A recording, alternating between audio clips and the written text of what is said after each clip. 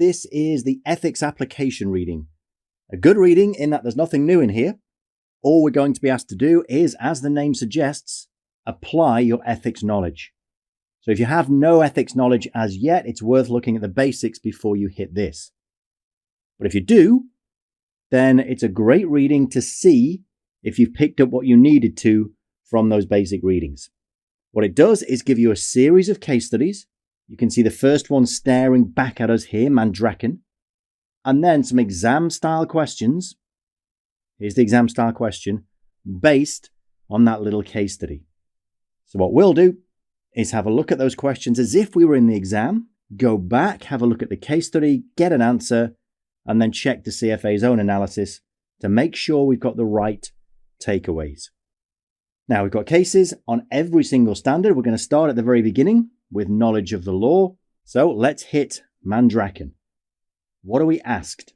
Down here is the question, as we said. To meet his obligations under the CFA Institute Code and Standards, Mandraken should A. Implement the corrective procedures as directed by his supervisor. Okay. So sounds like something's gone wrong. He's being asked to do something to correct it. B. Implement the corrective procedures as directed by his supervisor. Startlingly similar to A thus far. But report his objections to the bank's board of directors. So it sounds like he's being asked to do something that he doesn't really think is right, and therefore needs to report to the board. That's got me worried. C.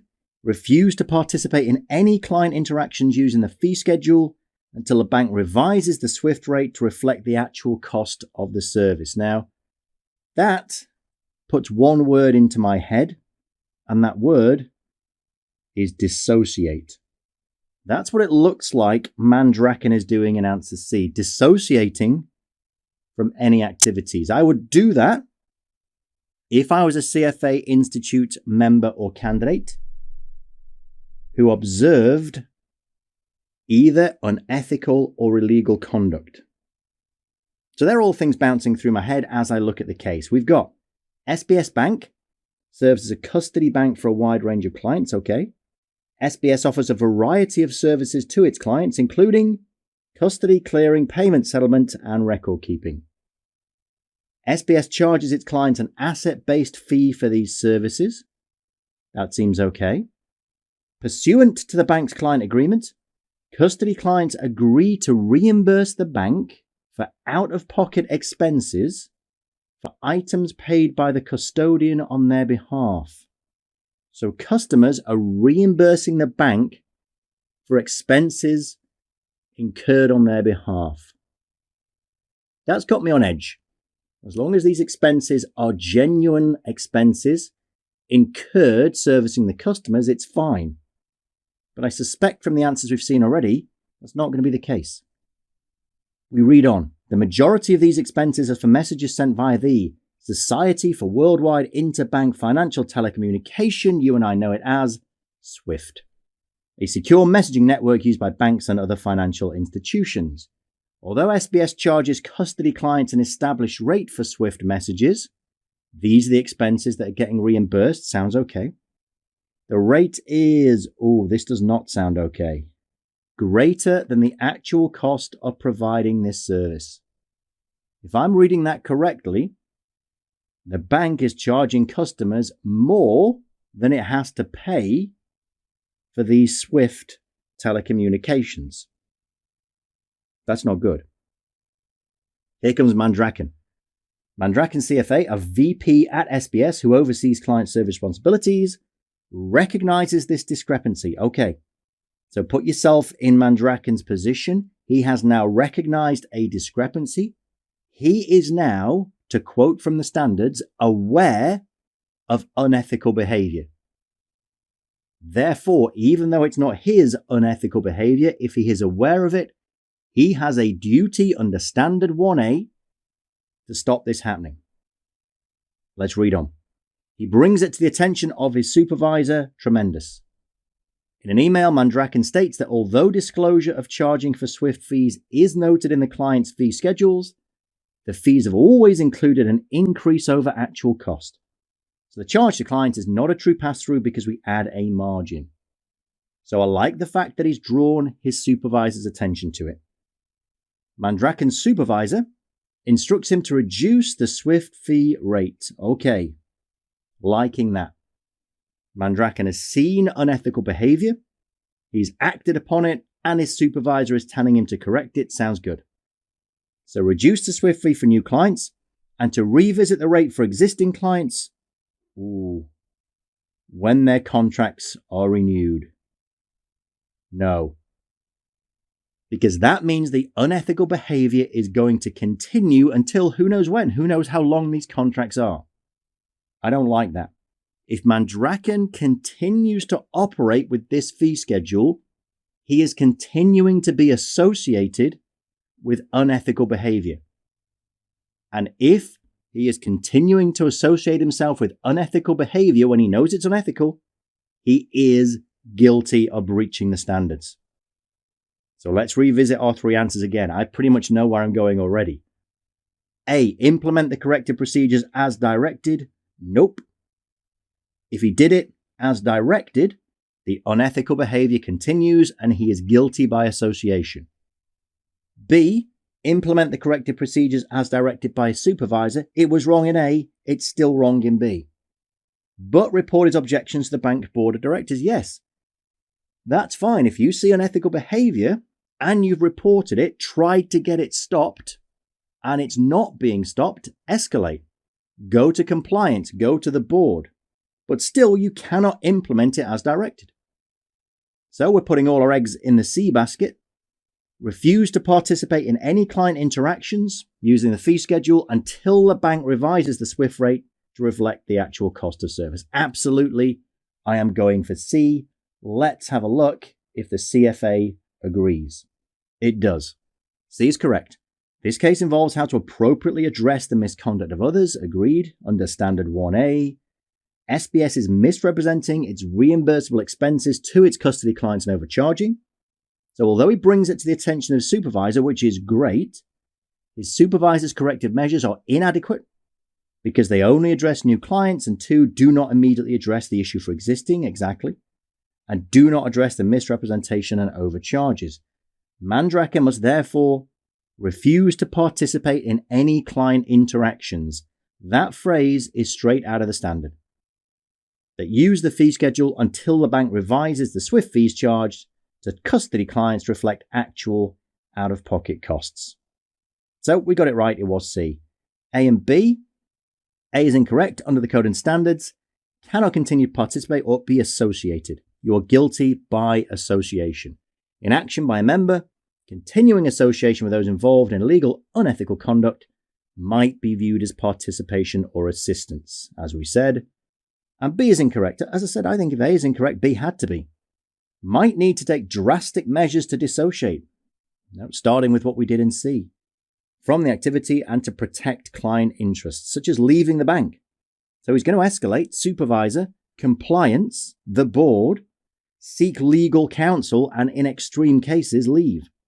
But those interim steps should be considered. Talk to supervisor, talk to compliance about the inadequacy, but he cannot continue to interact with clients. There is that phrase again. Good stuff. Let's see what's up next. Still in knowledge of the law, we have Pelly. I think I'll pronounce that. So again, let's look at the question first so we know why we're reading and what we're reading for. Pelly's actions, so Pelly's done something, are A, a violation of the CFA Institute Code and Standards, appropriate, because Pelly is protecting the confidentiality of client information. Okay, thoughts are bouncing around my head again already here. We're talking about knowledge of the law versus confidentiality. Straight away, I've got worries for Pelly's behavior because yes, confidentiality is important, but if there is a relevant law that requires Pelly to disclose information, then he must comply with that law. C, appropriate because Pelly can rely on the account's clearing firm to report suspicious activity for the account. Can you rely on somebody else's performance to report suspicious activity? No, you can't. That is absolving yourself of responsibility. So I worry for Pelly. Let's have a look what's happened. Pelly CFA is CEO of, let's just say, KIG, an investment advisor that is a wholly owned subsidiary of K-Bank. A long-time bank customer that Pelly and some of the bank's board members know personally. Now, that sets off alarm bells immediately here. He's going to be too lenient, isn't he? Recently opened an investment account at KIG with a stated investment objective of earning income. The client made a few investments over the course of the next year, but most of the activity in the account involves several hundred bank transactions. Okay, in a year, several hundred bank transactions that totaled $90 million in deposits, $84 million in withdrawals. All right, this screams suspicion. Meant to be earning income, all this account is doing is having money coming in and going out again. That should raise flags. The transactions included electronic transfers to and from individuals and entities located in bank secrecy havens and countries identified by the government as at risk for money laundering activity. All right, I'm not looking too deeply here, and I already think I know what might be going on here. Pelly knew that the client was engaged in international business pursuits involving transactions with a higher risk potential for corruption and bribery. So, Pelly is aware that there is a risk of illegal activity. Remember what we said in case study number 1, Mandraken. If you're aware of it, then you could be guilty by association. Given the client's long-standing relationship with the bank, Pelly assumes the transactions have a legitimate business purpose. Nope, don't do that. And accepts vague descriptions. Now, I'm not really feeling that challenged by this question. Is it okay to accept vague descriptions, such as for services provided, consulting fees and commissions? When he receives the daily anti-money laundering reports, which are required by law when transactions trigger red flags of potentially suspicious activity, he approves them without further inquiry. Well, no. Look at the 3 answers. B says appropriate, C says appropriate, no. That cannot be appropriate. The answer, therefore, has to be a violation of the CFA Institute Code and Standards. B might have been one you were tempted by, with this idea of protecting the confidentiality of client information, but these things are required by law. And he has approved them without any further inquiry. Without a shadow of a doubt, what's gone on in here, I could highlight the entire thing, means that Pelly should have been aware of the illegal activity, or potentially, it's given the benefit of the doubt, potentially illegal activity. He cannot therefore just ignore these reports and approve them without inquiring, without breaking the law, or without, I should say, violating the code and standards more relevantly here. The answer has to be A. Let's see what the CFA have to say for themselves. A is correct. They violate professionalism, knowledge of the law, says we must understand and comply with all applicable laws, rules, regulations. The fact presented should have raised questions. He should have been aware of it. It was obvious. High volume of deposits, withdrawals, low number of investment transactions, inconsistent with the objective of earning income. Yeah, good point. Transactions in the account appear to be high-risk transactions of money laundering activity. Can't therefore approve them without further inquiry. He should have received a higher level of scrutiny by Pelly. But rather than investigate as required by law, he did not inquire further because of the client's long-standing relationship. Bad, bad, bad. Has to be a violation. As I say, B was perhaps tempting. B, it's incorrect. Duty of loyalty to clients, preservation of confidentiality of client info cannot be used as justification to violate the law. You have to comply with the law. And C, I think, was fairly obviously incorrect. Cannot rely on the clearing firm to meet KIG's obligation. That was just a terrible distractor answer. One more on knowledge of the law, and it is Mwangi. Little short one this time, but we're still going to read the requirement first. What do we have? Mwangi His actions are A, a violation of the CFA Institute Code and standards. I like these. I think they're easy ones when it's just, is it a violation? I think they're a bit trickier when they ask you which standard they violated. But given we're going standard by standard in this reading, those kind of questions aren't really going to crop up here, but they might well do in the exam. Anyway, back to the case. They are a violation. B, acceptable, because her clients had already given their permission for the exchange to be made. Right? C, acceptable if the clients gave Mwangi explicit permission to sign the documents on their behalf. I don't know. I can't really take a lot from that, to be honest, until I read the case. But obviously what I'm looking for here is an exchange and permission for the exchange and signature. Let's have a look.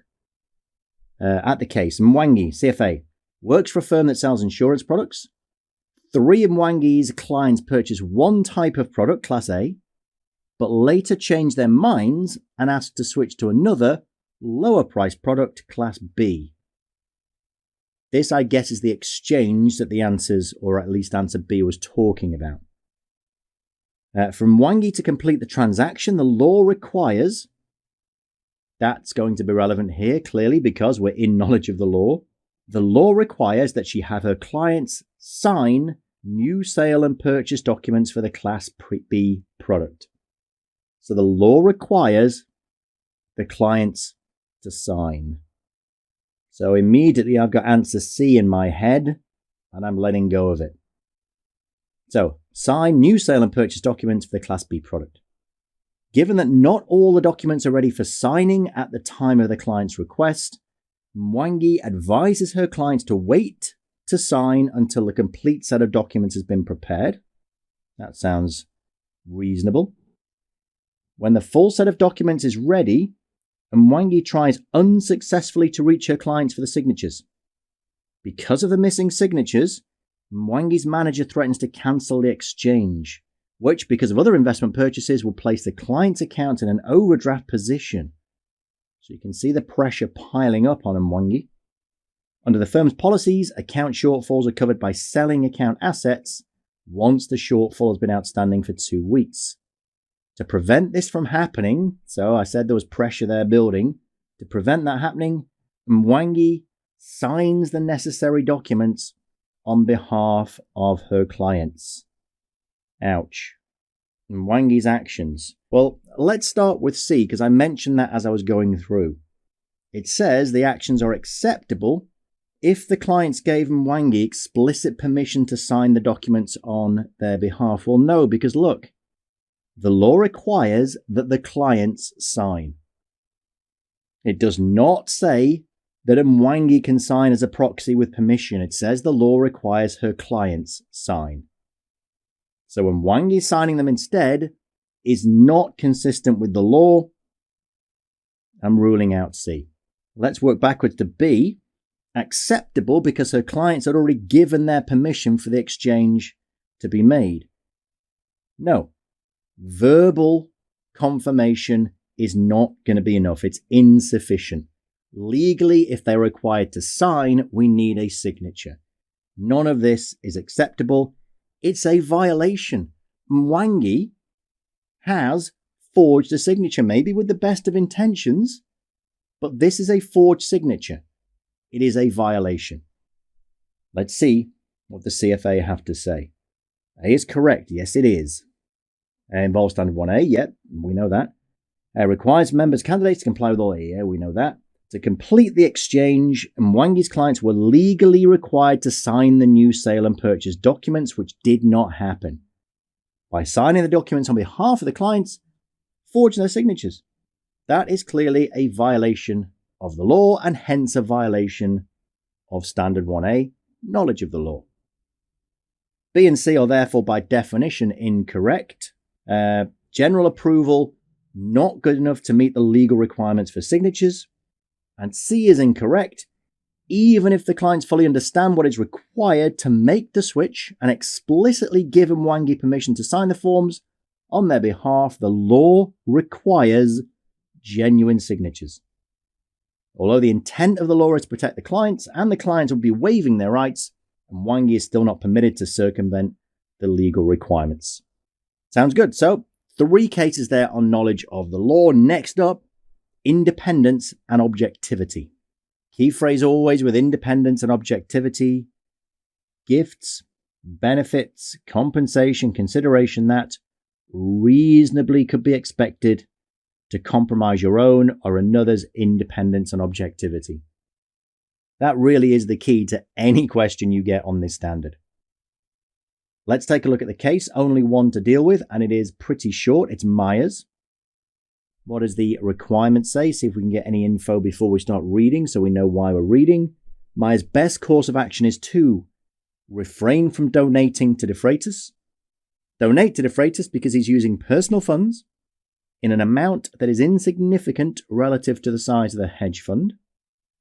Or C, donate to De Freitas because he will be supporting a candidate whose environmental policies align with his beliefs. Can't rule anything out straight away without reading the case, so let's have a look. Myers CFA is a partner at Corboba, a $3 billion hedge fund that focuses on environmental, social, and governance investments. To support upcoming public office elections, Myers wants to personally donate, so it's worth just dwelling on that for a minute. It's not like Myers is taking money out of the hedge fund here. So I've got no concerns with kind of fraud or anything like that. Personally donate $10,000 to one of the candidates. So this gets you probably thinking B, personal funds, yep. Amount that is insignificant relative to the size of the hedge fund. Well, yes, $10,000 probably you would say is insignificant relative to a $3 billion hedge fund. But is that really relevant to our answer? Let's read on. $10,000 to one of the candidates, De Freitas. As a passionate climate advocate and an avid proponent even of responsible investment, Myers supports De Freitas' backing of environmental policies to reduce air pollution and mitigate the effects of climate change. So he really, really does like this candidate. Myers believes his political contribution might also be beneficial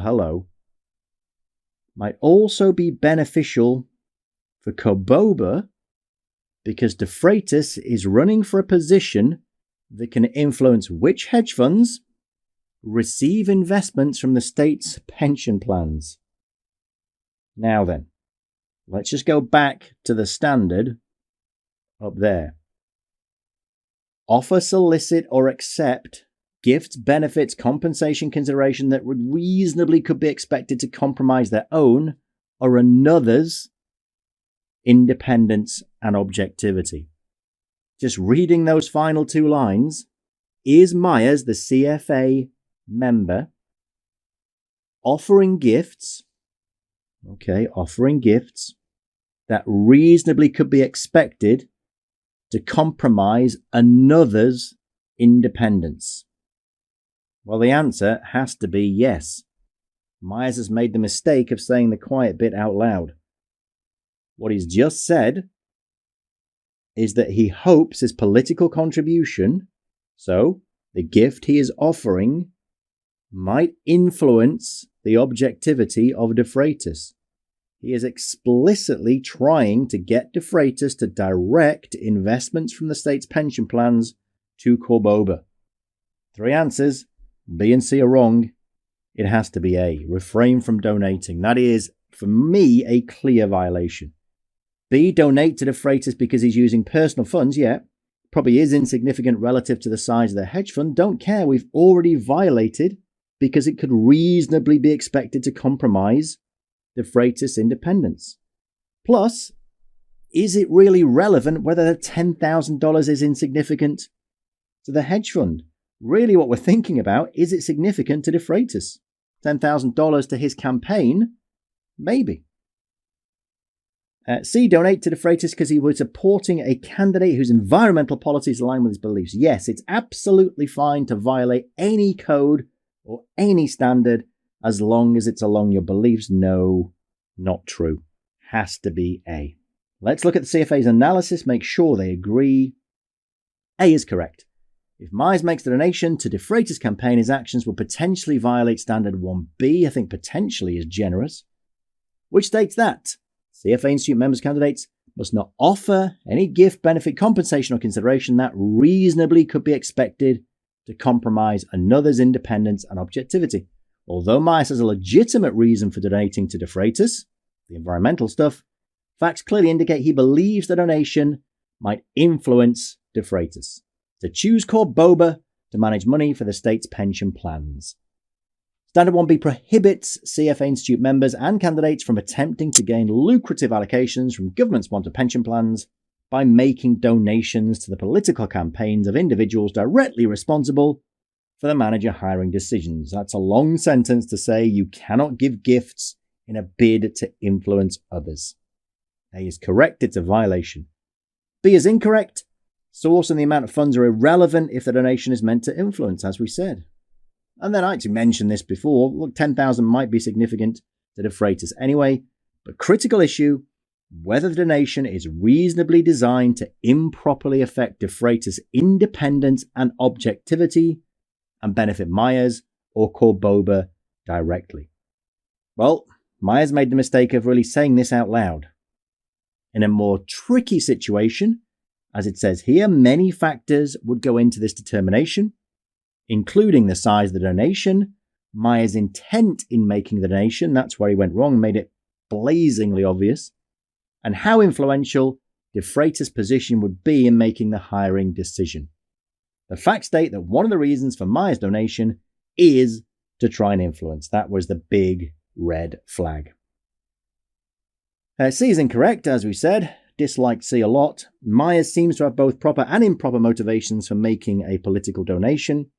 Myers supports De Freitas' positions on protecting the environment, hooray. Further those goals, all good. But it's not meant to prevent investment professionals from participating in the political process through financial or other support for candidates. So you're not saying you can't do this. You can support your own goals, that's fine.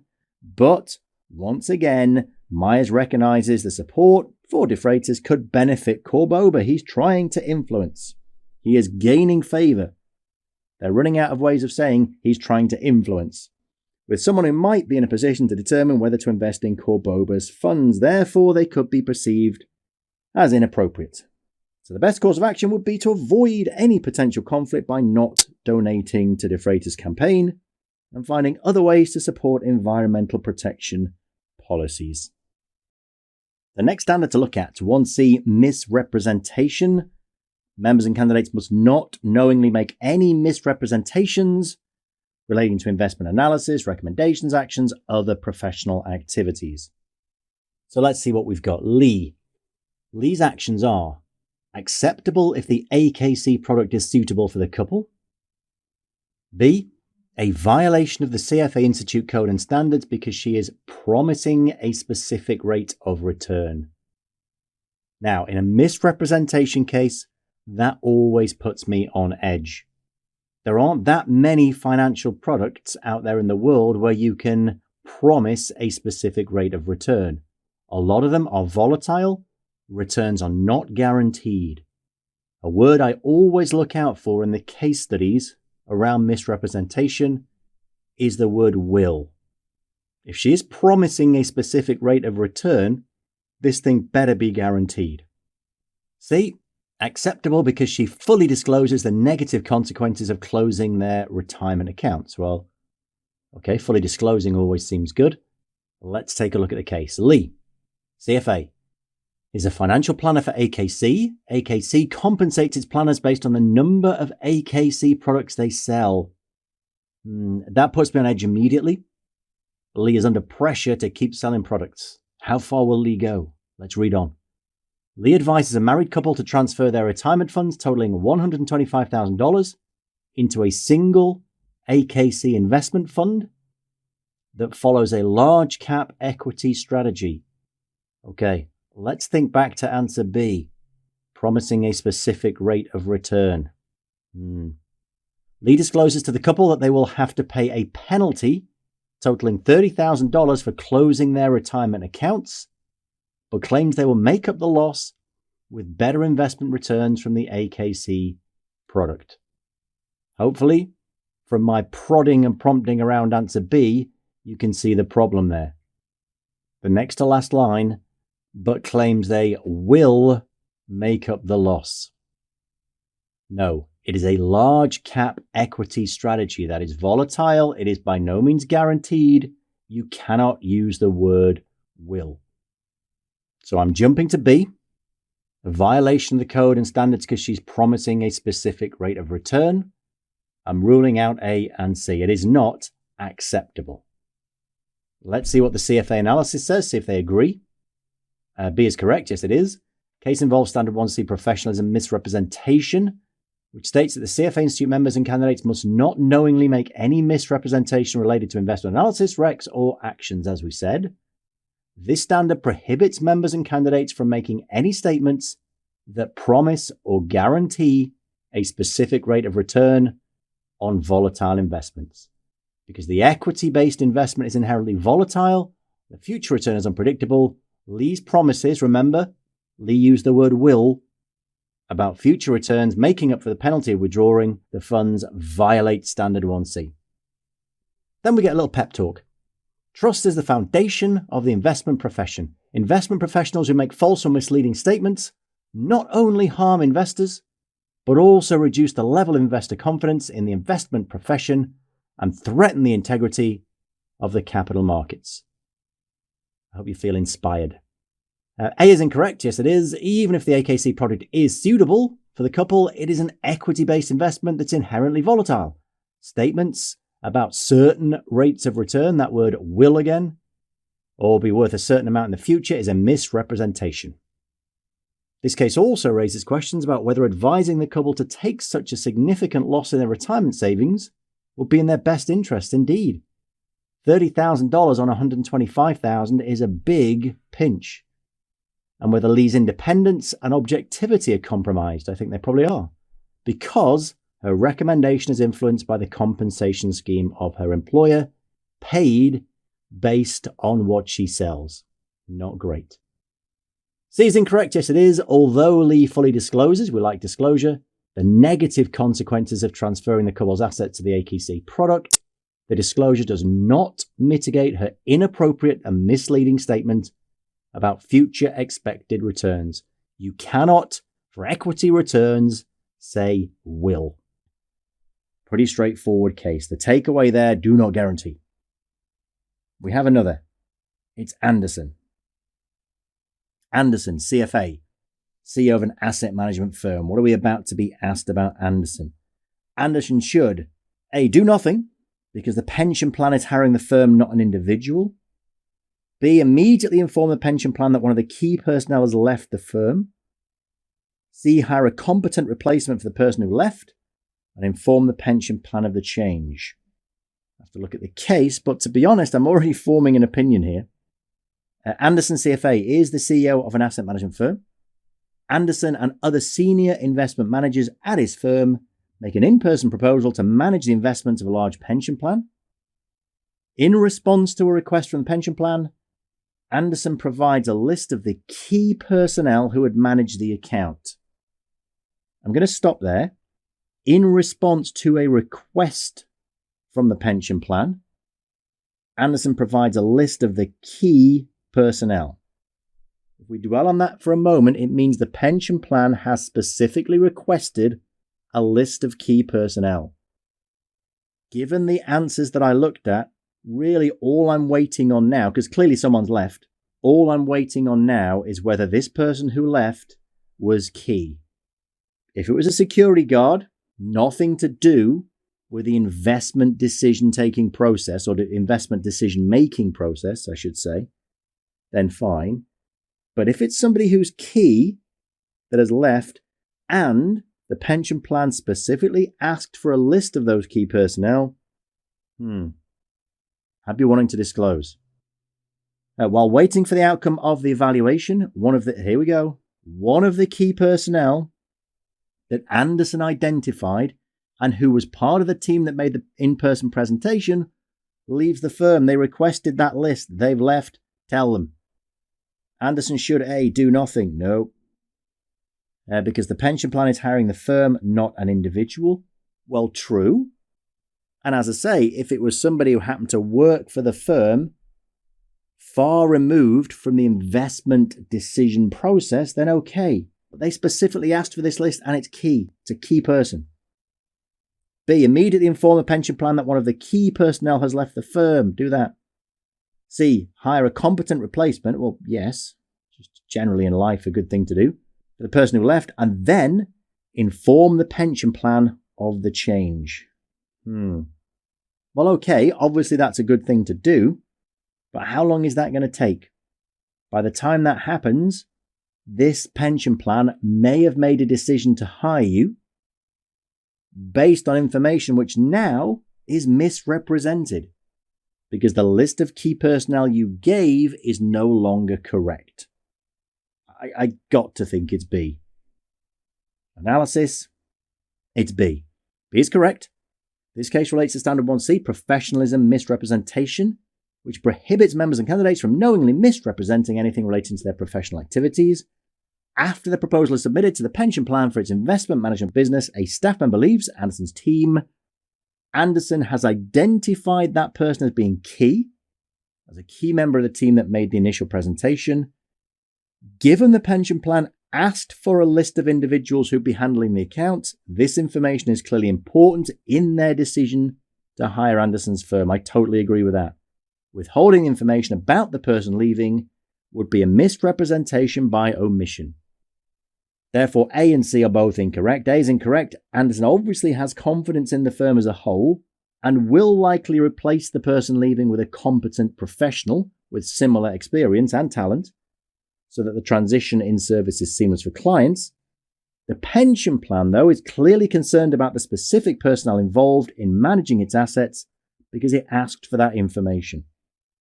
If this were a junior employee, staff member who had limited effect on the investment decision-making process, or someone who was not listed as a key employee, who had not been part of the team making the presentation, then Anderson might not need to provide an update to the pension plan. However, given the information in the case, to avoid a misrepresentation, Anderson must tell the pension plan about the departure of the key staff member. I totally agree.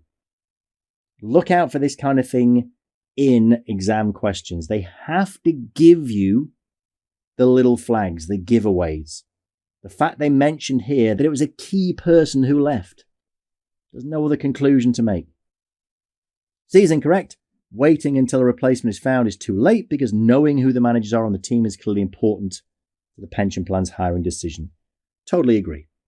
One more on misrepresentation, and it is Brodeur. What are we asked here? Brodeur's actions are A, inappropriate because the post was a misrepresentation of the facts. Well, if that's the case, it will certainly be violating misrepresentation standards.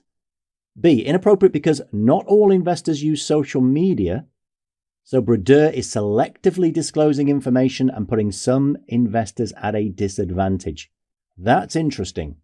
We'll talk about that as we get through the case. C, appropriate because his post said only that he was considering taking the company private and thus contained only speculative, non-material information. Well, that would be fine if it's speculative, so this question really seems to have a trade-off between C, speculative, and A, a misrepresentation of facts. So let's read into the case and see if we can work out which it is. Brodeur, CFA, is CEO of Latour, a global company that makes electric cars. Brodeur and Latour disclosed to the public and regulators that the company will use Brodeur's personal social media account. So that's where answer B is coming from, to disseminate information to Latour investors and the investing public. So regardless of what happens from here on in, because this is really a misrepresentation question, that does raise the issue of disseminating investment information using personal social media. Can you do it and still comply with the standards? The answer is yes. In this day and age, using social media to get information out there to the public is acceptable. It is seen as being equivalent to your old-fashioned, old-school press releases, which I know still happen, but social media is acceptable. You have to be careful. You can't release it into a group, so if it's a group you have to apply to be a member of, But as long as it's readily accessible, just like the internet would be, just like your press releases and your financial statements would be on the internet, then using personal social media is acceptable. It does not, however, preclude you from adhering to all other appropriate standards.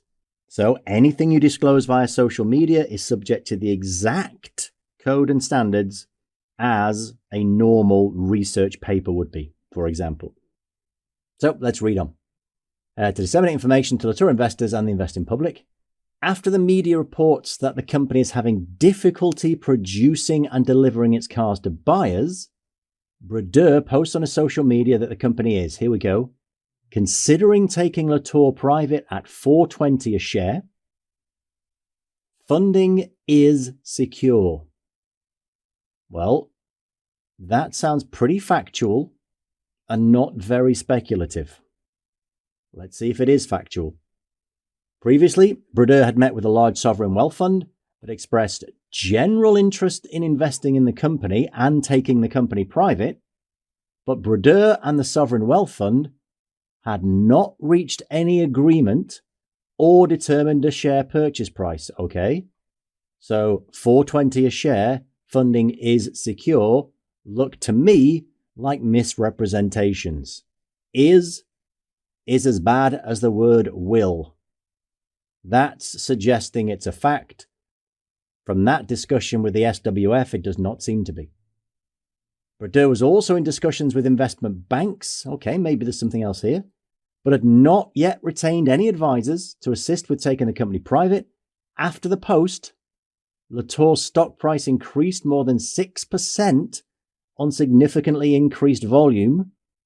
So it looks like certainly social media counts as disseminating to the public, and closed at $3.80 a share, 10% higher than on the previous day. When asked about the specific stock price in the post, Brodeur admitted that he had not discussed pricing. Oh, no. No. This is misrepresentation, surely. With any potential investor, but chose the price as a joke. Okay, $4.20, I guess. Not a great joke. Brodeur's actions are A, inappropriate because the post was a misrepresentation of the facts. Yes, it was. He said it is secure. $4.20 a share. Neither of those is a fact. So it has to be A. B, inappropriate because not all investors use social media. We discussed this. Social media is an acceptable way of disseminating information as long as it's not in closed groups, as long as people have access to it if they have access to the internet. So Brodeur is selectively disclosing information and putting some investors at a disadvantage. I don't see any evidence of that happening. Finally, C, appropriate. Well, no, wrong. Because his post said only that he was considering taking the company private and thus contained only speculative, non-material information. He also said $4.20 a share and funding is secure. It is not speculative. And it is not non-material. After the post, the share price increased more than 6%. That, by very definition, is material. Let's take a look at the analysis, see if we're right. A is correct, I agree. Case relates to Standard 1C, as we know. Professionalism misrepresentation, which states that CFA Institute members and candidates must not knowingly make any misrepresentations, as we keep saying. Brodeur's post was based on assumptions contrary to the facts. Amongst other things, he 1. Had not reached any agreement with the SWF, and 2. Had never discussed a share price of $4.20. 3. Had set the price as a joke. Okay. And 4. Had not formally retained any legal or financial advisors to assist with taking the company private. Unlike market participants reading his post, Brodeur knew that this supposed secure funding was based on a general conversation regarding a potential investment of an unspecified amount in the context of an undefined transaction structure. Very little was defined. Because the uncertainties that would need to be resolved before going private could be possible, Brodeur knew, or should have known, that his statements were false and misleading. He just wanted some new Twitter followers, that was all. The online or interactive aspects of social media do not remove the need to be open and honest about the information being distributed. That's why when you read Twitter, everything you see is completely honest. B is incorrect. Disseminating information to investors using social media might be appropriate and ethical under certain conditions. Distribution channels to make information public do not need to be guaranteed to reach all investors, but they must be designed to effectively make the information public. I would argue what happened to the share price suggests it did go public, although you could argue it was one or two people who follow him with a lot of market influence. But social media platforms would be comparable with other traditional forms of communication. That is the CFA Code and Standards view, such as press releases or emails. But because the information was misleading, Bradeur's use of social media was not appropriate. I don't like that sentence. I would say, but because the information was misleading, it's a violation. It would have been a violation whether it was a press release, an email, or social media. The social media aspect here is irrelevant. C is incorrect. The post can be considered material information and not speculative. I agree. Source of the post was the company's CEO. Subject matter was dramatic and elemental. And investors would want to know the investment, or rather the information, before making an investment decision. Absolutely. And as I say, the response of the market to that information shows you that it was material. Continuing with Standard 1, we've got 1D on misconduct. Members and candidates must not engage in any professional conduct involving dishonesty, fraud, deceit, commit any act that reflects adversely on the professional reputation, integrity, or competence. So basically, behave. Seems easy? Let's have a look at the cases. First one, question first. Under the CFA Institute Code and Standards, Hansi's actions: A, do not violate the code and standards. B, violate the code and standards because she has violated her employment contract with the bank. Well, that seems like two different things. C, violate the code and standards because she is arrested for misconduct in the financial district. All right, well, just being in the financial district isn't enough, but she is arrested, I guess. Let's have a look. Hansi, CFA, is a portfolio manager employed by a global investment bank. She manages an environmental, social, and governance ESG investment fund in her free time. Hansi participates in civil disobedience demonstrations organized by the Extinction Rebellion, a socio-political movement that uses non-violent resistance to protest climate breakdown, biodiversity loss, and ecological collapse, and prevent you from getting to work on time. I added that last line in myself. At several demonstrations held in the financial district, Hansi is arrested on charges of unlawful assembly, obstructing public transit, and disorderly conduct.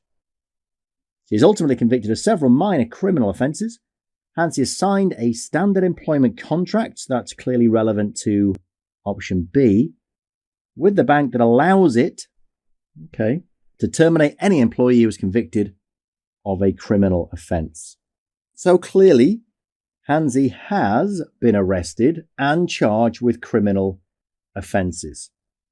But the key here, does that reflect adversely on her professional reputation? The key phrase, and again, it's only easy for me because I've seen so many of these, but the key phrase is here: civil disobedience. The aim, the goal, protesting climate breakdown. The methods, civil disobedience. There's no violence here. There is nothing that reflects adversely on her professional reputation. Now, the three answers. Let's start with C. Violate the standards. So her actions violate the code and standards because she is arrested for misconduct in the financial district. This answer is suggesting that the location means it's a violation. The fact that she was in the financial district at the time of her arrest is the reason for it being a violation. That's not true. There's nothing in here that says that. It doesn't adversely reflect on the profession just because she happened to be in the financial district. It's not C. B, violate the code and standards because she has violated her employment contract with the bank. Once again, just read this carefully. What B is precisely saying is that it's a violation because it's a violation of the employment contract. No, there's nothing in this standard that says that. There is nothing in the misconduct standard that says, and you can read it there, there's nothing that says if you violate your employment contract, you have automatically violated the code and standards. It just doesn't say that. And it's only an allowable termination in the bank anyway, so there's no guarantee she's going to be fired. She probably won't be. Bank probably takes a similar view to this. So it's not B. Violating an employment contract is not a reason that you violated the code and standards, just like getting arrested in the financial district is not the reason you violated the code and standards.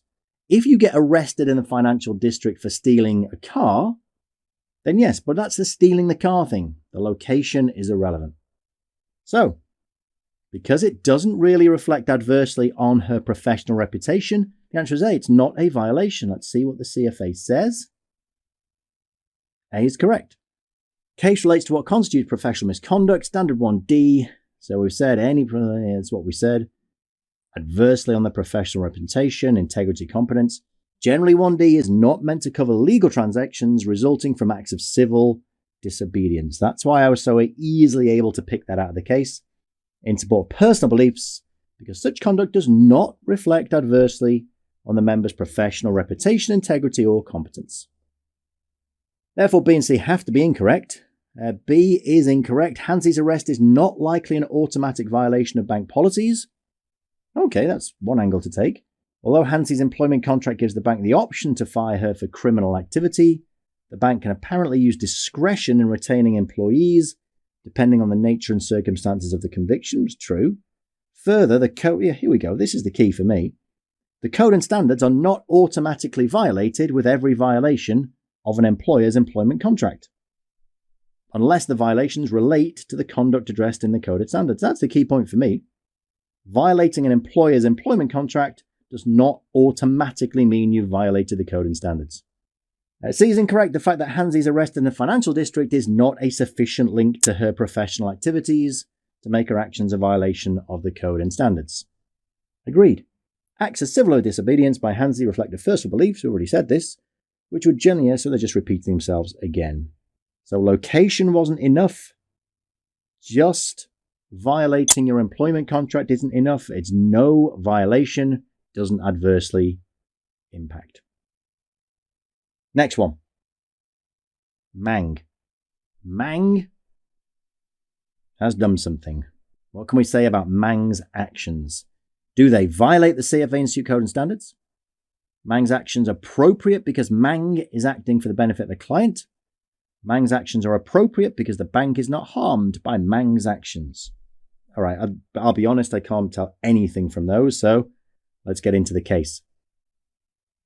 Mang, CFA, is an investment advisor for a regional bank that has a number of discretionary fee-based accounts for high net worth individuals. The bank's policies permit, here we go, this is interesting. The bank's policies permit trade error corrections up to 30 days following a failure to place a trade when an advisor forgets to send an order to the trading desk. Get that straight in my head for a minute. So the trader received an order from the client, forgot to place it. 30 days later, you say, oh, sorry, forgot to do that, and place it. To rectify the error, the advisor is permitted to buy or sell a security at the current market price, with the price differential charged to the advisor personally through an internal error account. Got it. So if you mess up, forget to place a trade, you can place it 30 days later, and the client loss, you basically take the hit for. The client gets made good. Trader takes the hit. Or advisor, I guess I should say. On many occasions, Mang uses the trade error correction policy, well, that doesn't reflect tremendously on Mang straight away, to benefit clients who are unhappy with their account's performance. Mang identifies a security whose price has increased in the past 30 days. All right, stop there. This does not appear to be what you're meant to use this error thing for. He appears to be just using it willy-nilly to benefit clients. He then tells the trade desk he mistakenly failed to buy that particular security some days before, a lie, when the price was substantially lower than the current market price. I'll be interested to see where the shortfall goes here. Once the request is approved, The trade desk purchases the security and charges the price differential to Mang personally through the error account. Yeah, so Mang gets hit. Shortly after that trade, Mang sends an order to sell the security and net a profit for the client. Mang then tells the client that he's given them a gift or a no-risk trade. Oh, Mang, no, don't do that. Mang's actions, A, violate the CFA Institute Code and Standards. Well, yes, they do. That's misconduct. There's no integrity there whatsoever. He's lying. Once you start to lie to clients about what's happening with their account, you are violating the code and standards. B, are appropriate because Mang is acting for the benefit of the client. No. I mean, yes, he is, but that doesn't mean this isn't dishonest behavior. This is a lie. It's dishonest behavior. You are lying about how you're getting account performance. You are lying about your skills as a trader. So no. B is wrong. C, are appropriate because the bank is not harmed by Mang's actions. No.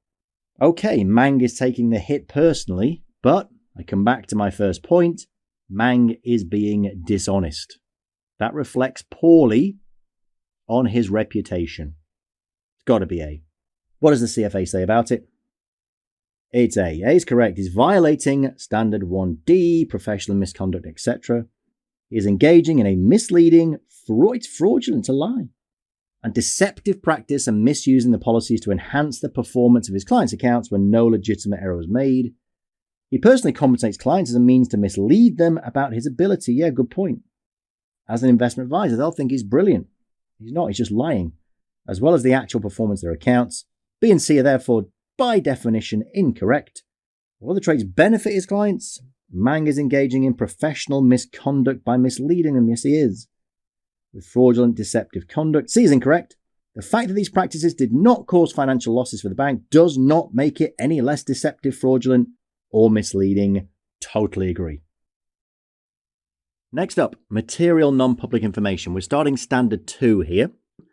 And the key to material non-public information is to know the definitions of material and non-public, which these little scenarios will bring out quite nicely for us. So let's start with the first one, Katri.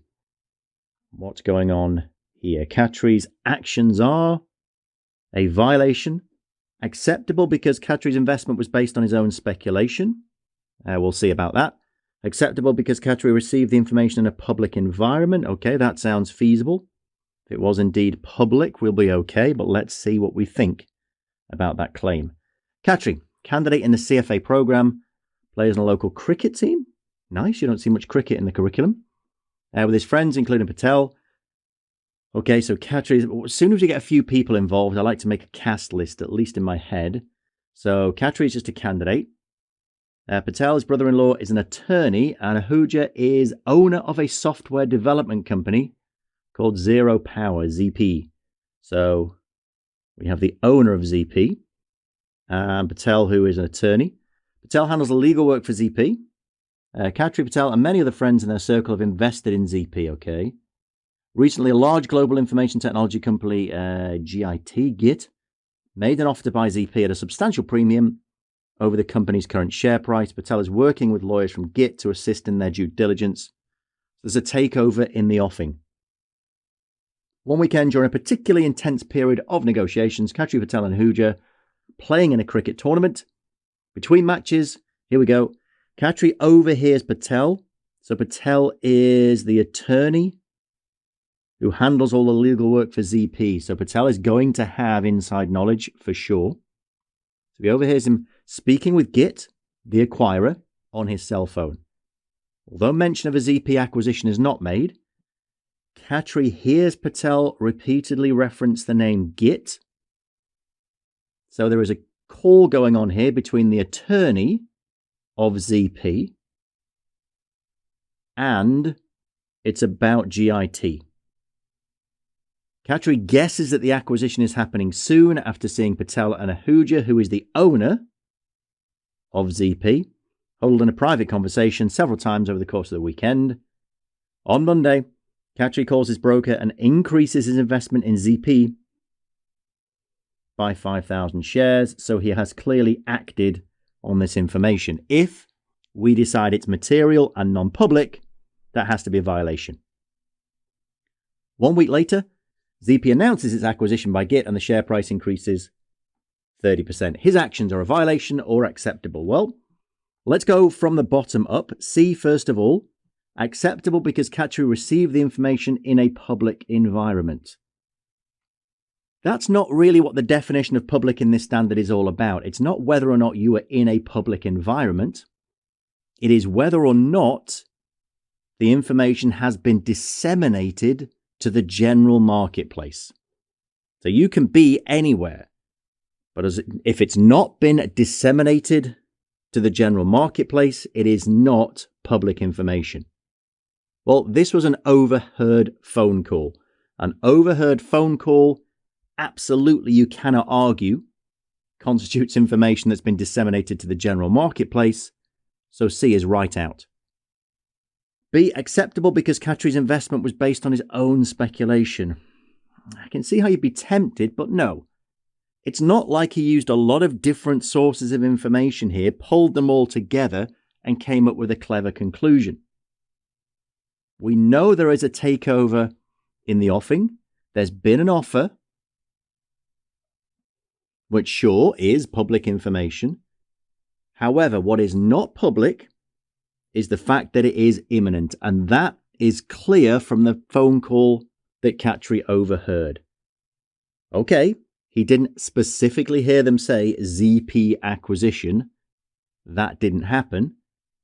But it's not clever speculation. It's nothing to do with the mosaic theory, in case you're thinking that. That would require several sources of information. It is just putting basically one together with one and concluding, yes, this is obviously about the acquisition.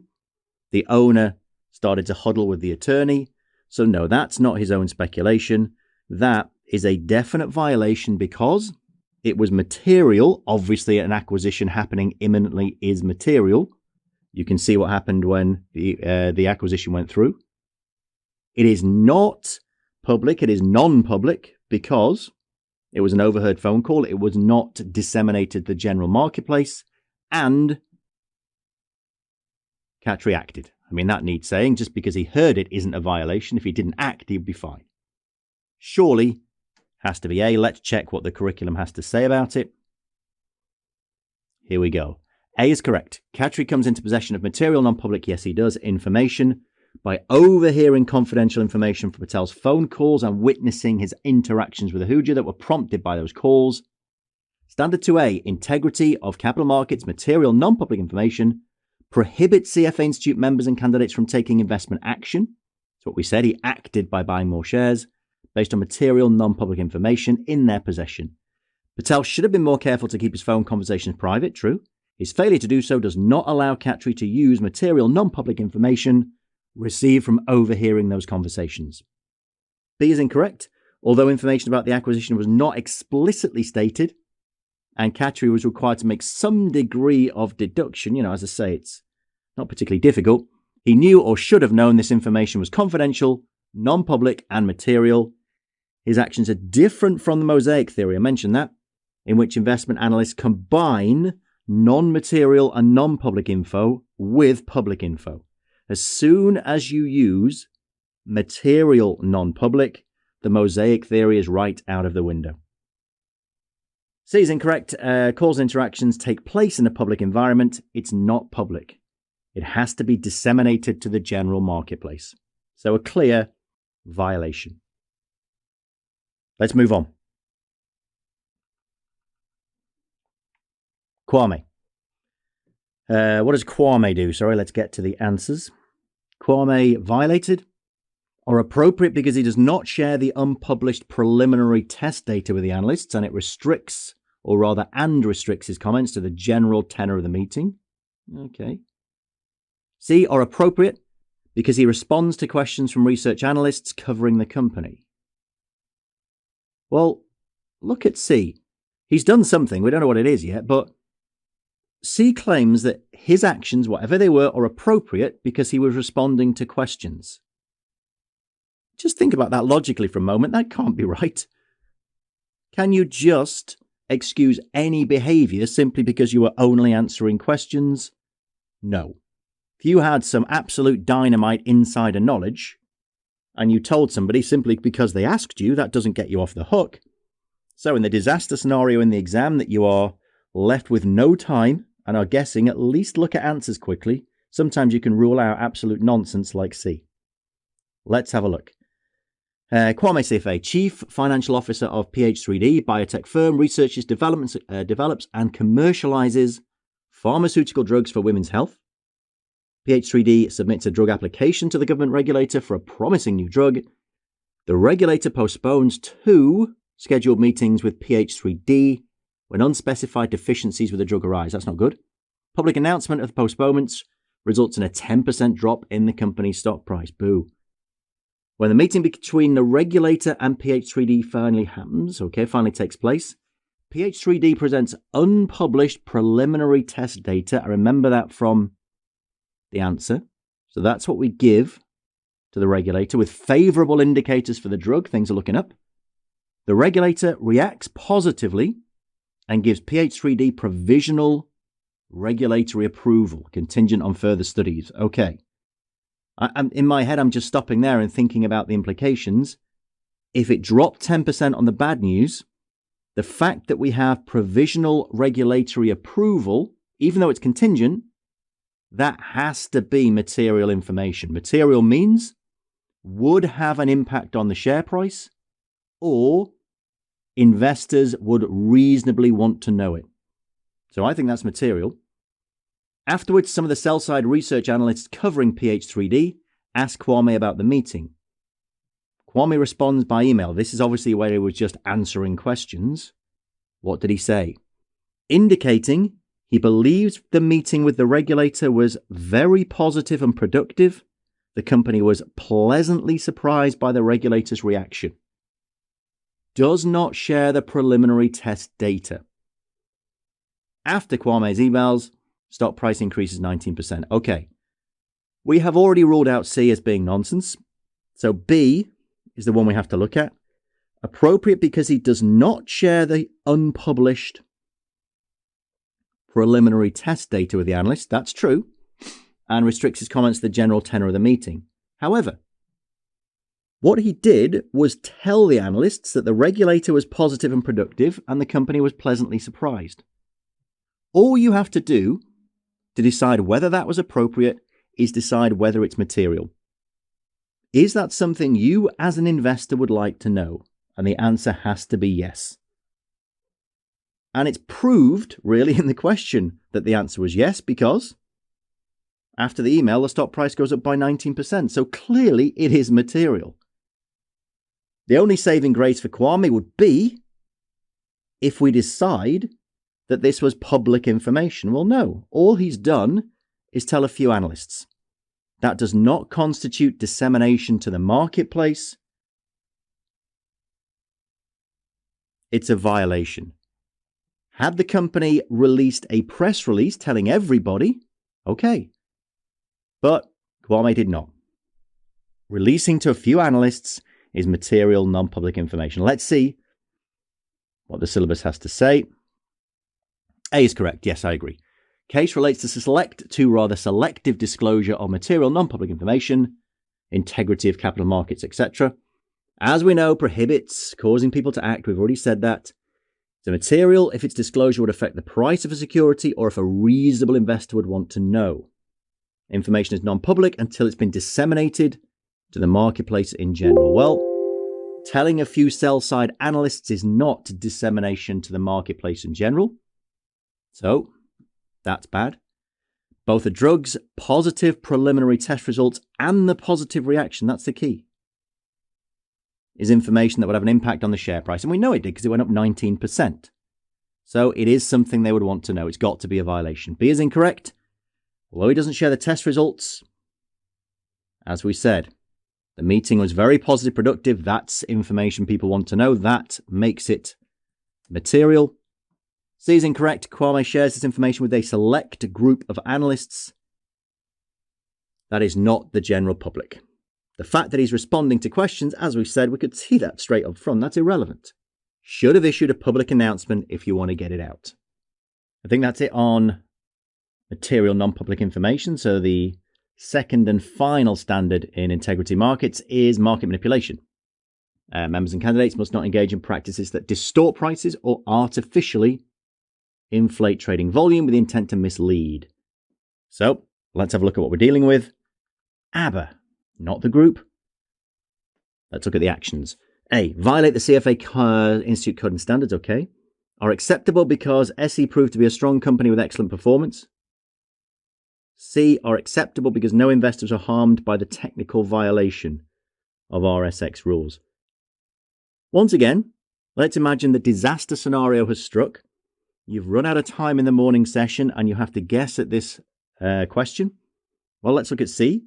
Whatever ABBA did, her actions are acceptable because no investors were harmed. No. That's not true. Imagine you go drunk driving and you don't actually harm anyone. It's still an offence, so that's crazy. B, are acceptable because SE proved to be a strong company.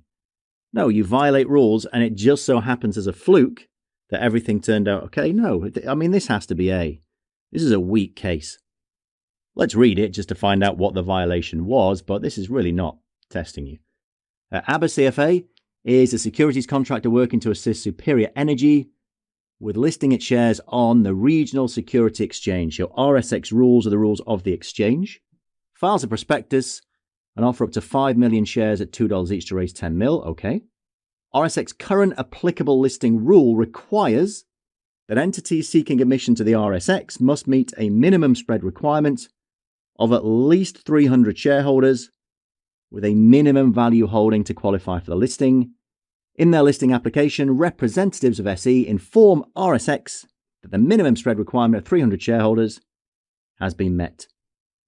I bet it hasn't. These disclosures include, as shareholders, 31 people or companies arranged by ABBA, though none are actual buyers of SE securities. ABBA provides false names and addresses for the 31 shareholders. End of story. Let's quickly read the rest. Share offer raises more than 3.5 million, more than 1.5 million issued, admitted to the official list, shares are quoted over time, steadily increases, company attracts hundreds of investors, etc., etc. Yes, everything went well. Does not negate the fact that ABBA lied and made up false names and addresses. That question came up on the day. I'm not sure anybody would get it wrong, to be honest. A is correct. Of course it is. Information-based manipulation, inflated shareholders, saying they'd have sufficient liquidity, giving confidence. You cannot do that. And I'm not going to waste your time by reading all of this. It was fairly obvious. Yet the fact that they went well is nothing to do with it. The fact that it wasn't really going to harm anyone, again, doesn't do anything. That was an easy case. And that does it for Standard 2. Right, we are at Standard 3 then. Duties to clients. And the first standard to look at, loyalty, prudence, and care. So it's the duty of loyalty, reasonable care, prudent judgment. Must benefit our clients, put their interests above the employers and their own. Let's look at Mass Day, as I will call it, to begin our investigations. What do we got? Mass Day's actions. Violate the code and standards. B, are appropriate because Dov and Mass Day fully disclose the terms of the Dov client protection policy to clients. Disclosure is good. We'll just have to see if they are appropriate. Are appropriate because Dov and Mass Day are free to negotiate the terms of advisory agreements with clients. I'm dubious about C. Just because you're free to negotiate doesn't mean those terms are going to be ethical. C looks least likely to me. Let's have a look. Mass Day. CFA, sole director of Dove Services, DOV, a firm that sells financial products and advice. Mass Day directs Dove's authorized representatives to incorporate the DOV client protection policy into their contracts with clients. Liking this so far. Nice to have a policy. Protection policy, which sets forth the terms for providing financial advice, states that it contains a number of client protections, good, designed to ensure that you, the client, receive the best possible advice, hooray, and the maximum protection available against under the law, tremendous. Protection policy's terms. 1. I mean, as soon as I see that, alarm bells are going off. Excuse DOV and its authorized representatives from various liabilities arising from their failure to act in a client's best interest. Well, this standard says you have to act in a client's best interest. They have just written a policy that says it doesn't matter if they don't, it's a violation. 2, relieved of and its authorized representatives of their duty to conduct suitability analyses. No. And 3, lead clients to believe they cannot make claims against other. This is, again, a fairly weak case. It's really just restating the standard, but saying that they didn't do any of that.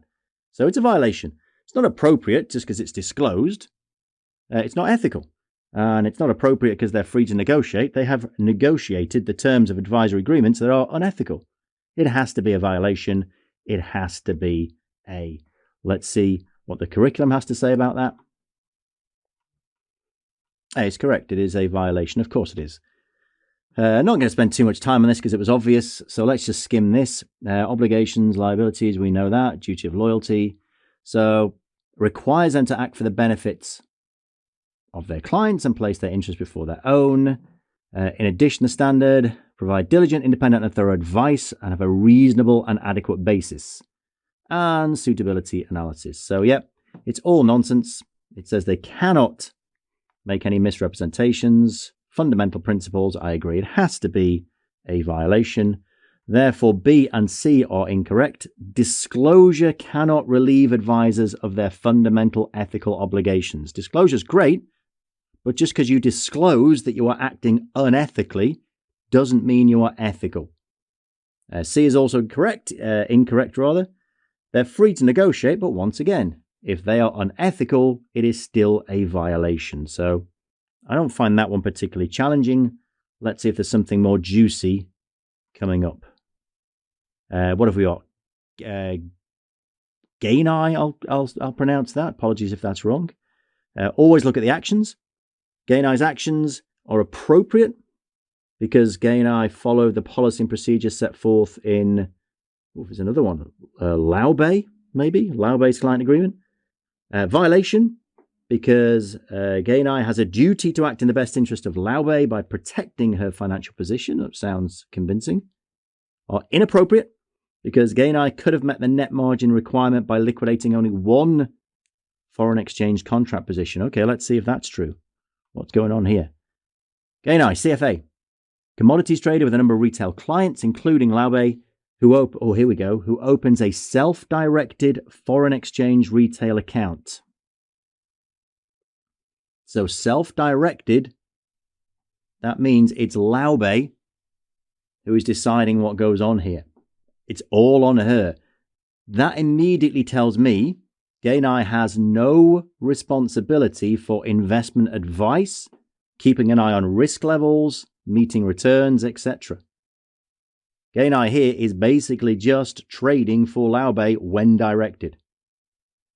Laubei signs Gainai's standard customer agreement, which contains provisions relating to margin requirements. That seems sensible for a commodities trader. And liquidation in the event of margin deficits. That was in the answers, remember. The agreement authorizes Gainai at his discretion, okay, here we go, to liquidate without notice any or all. I'm thinking of that answer that said he could have done just one. Any or all in an account with insufficient margin. That's what the agreement authorizes. It is a self-directed account. That provision is simply there to tell Laubei, who is running her own account, what will happen if there is insufficient margin. And what this agreement says is that Gainai can liquidate any or all open positions. I think we're in good shape here as Gainai. Laubei initially purchases 2 USD Swiss franc contracts, sets a margin requirement to 4,000. Places 2 additional pending limit orders that will execute if the contract trading prices reach a specified level. Each order has a different limit price, so one will execute before the other, okay. Shortly after placing the orders, Laubei goes on an extended vacation, taking her eye off the ball. Is it Gainai's responsibility to keep an eye on that position? Well, no, it's self-directed. While she's away, execution on the first limit order occurs and the margin requirement increases to 6,000. Then the next limit price is reached, the second order executes, increasing the margin requirement to 8,000. Post-trades, while Laubei is still on vacation, lengthy vacation, Her account balance drops to 6.9. Margin requirement is 8. Her balance is at 6.9. Without notice, again, I liquidate all positions in Laobei's account, realizing a loss of 37,000. That's nasty from the liquidation. Don't go on vacation. To be honest, that's really the only takeaway here. Gainai's actions, well, let's have a look. Answer A is obviously suggesting that it may be appropriate. Is it appropriate? Well, let's take a look. What happened? Without notice, okay, the agreement authorizes, without notice, Gainai liquidates all positions, okay, at his discretion to liquidate all positions in Laobei's account.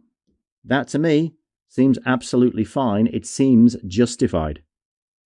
I'm actually going here with A, or appropriate, because we followed the procedures in the account. Yes, Laobei has lost. It's a self-directed account. Don't go on an extended vacation if you're self-directing. Violate the CFA code and standards, because Gainai has a duty to act in the best interest by protecting her financial, protecting her financial position. That is tempting, obviously, but the problem is it's self-directed. That's what rules out B. Are inappropriate because Gainai could have met the margin requirement by liquidating only one. Well, okay, but the agreement said he could do all. Therefore, not a violation. Let's see if the curriculum agrees with that thinking. Analysis, A is correct. Standard 3A, duty to clients, loyalty, prudence and care. Yep, imposes on CFA Institute members and candidates duty to act with loyalty, prudence and care. Makes sense. It's a well-named standard. Best interest as well as in relation to other clients in the markets. However, the conduct that fulfills this responsibility depends on the nature of the relationship. That was the key. Laobei self-directs her trades. They are just executed by Gainai, who does not provide investment advice. Additionally, Laobei freely contracts with Gainai regarding the consequences of insufficient margins. Laobei signed that agreement and said, yep, all good.